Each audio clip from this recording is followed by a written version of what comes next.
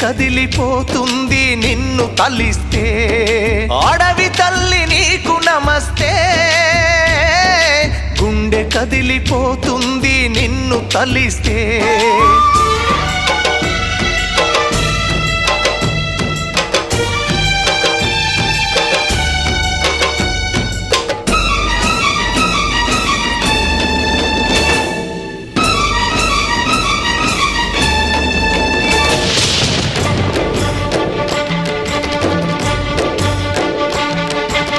రాజ్యహింసతో ఎవ్వరైనా అడవి దారి పట్టినా